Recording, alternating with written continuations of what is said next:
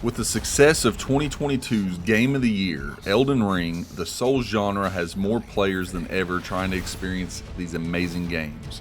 And with Lords of the Fallen less than 2 months away, I want to take the opportunity and talk about some tips to help new players that are looking to dive in and take on the challenge. In my most recent video, I go over the starting classes in Lords of the Fallen. The link to that video will be in the description. Go check it out if you haven't. I'd really appreciate it.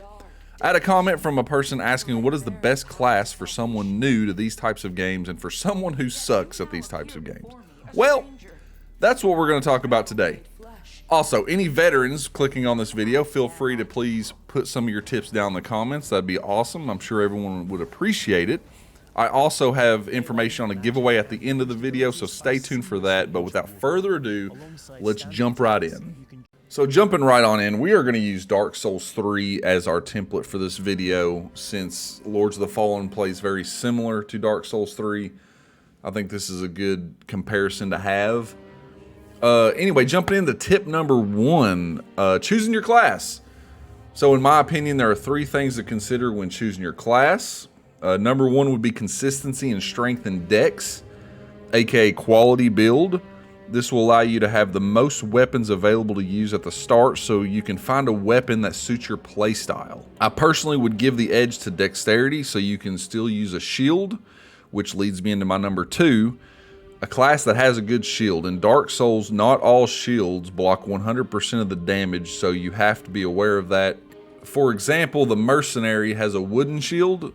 If I'm not mistaken, this blocks in the neighborhood of like 60% of damage. So even if you block an attack, you're still taking 40% of the damage hit because the shield isn't a 100% shield. And the third thing I would take into consideration is which class has the best armor.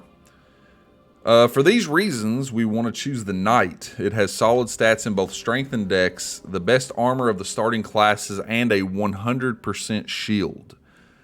This class will give newer players the best chance to survive in the early game. Tip number 2 is an easy one. Use your shield. There's a reason why we selected the 100% shield. Because as long as you have it up, you're not going to get hurt. I realize these are essentially the tutorial enemies, but a 100% shield operates the same way no matter what enemy you're fighting. As long as they're dealing physical damage, you can block 100% of it. And that's all we're going for.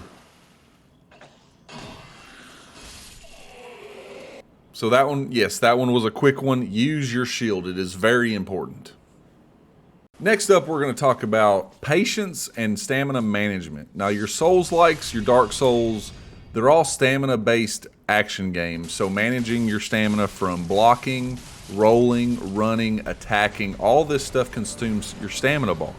So it is very important to make sure you know roughly how much stamina you have, what are you able to do.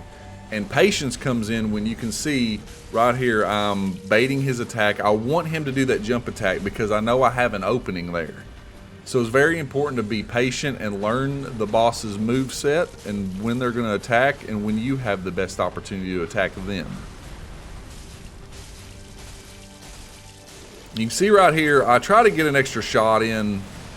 I wasn't patient, I was greedy, and I paid for it, so I got hit. But I'm still baiting the jump attack. I'm going to do a big slam, but I'm going to get out of the way of that. You're going to see I'm going to put my shield down long enough for my stamina to regenerate, and then I'm going to put it back up.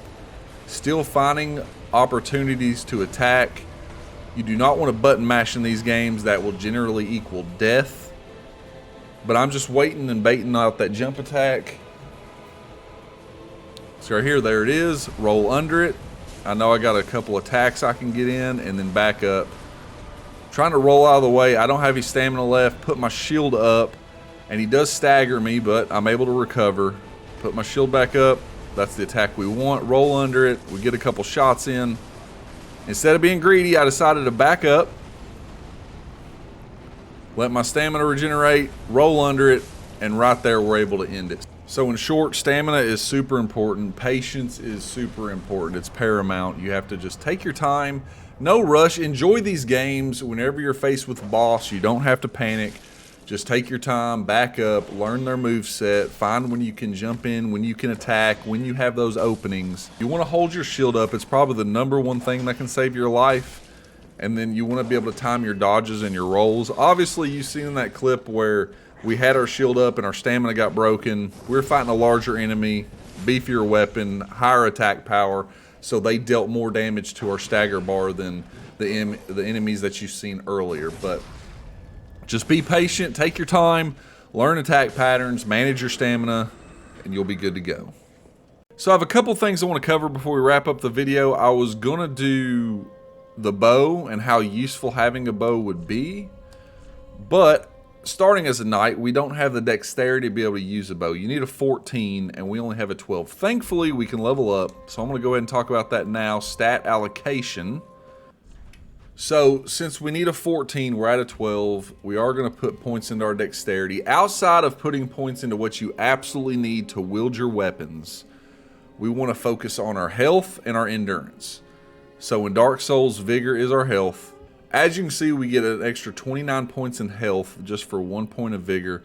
And we want to focus on our endurance. So we're going to put a point in endurance. It's going to up it 2. That's going to give you the little bit of extra stamina to get that block, to get that roll, get that attack.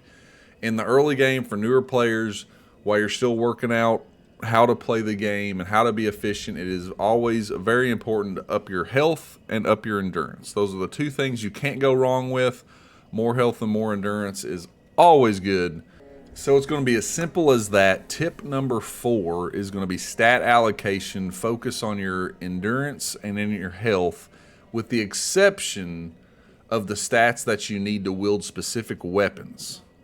So let's talk about the bow for a second. The bow is a great tool, a great weapon to have on hand if you don't want to fight groups of enemies. If there's a group of 2 or 3 enemies, you can just attack one, draw it over, and fight them one at a time. If you're in a room and there's enemies along the wall, it could be an ambush. Well, if you can see them, you can attack one enemy, draw it over to you, and then take care of the other one.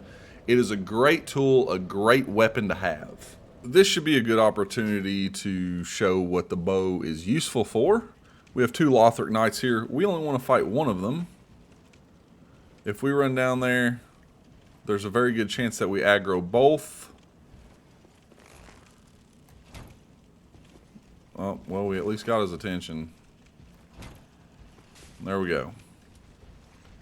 And now he's running at us, and the other one has no idea what's going on. You will take your time, have your shield up, get you a back attack, and then reset. Let your stamina regenerate. Oh. Back up, regenerate that stamina.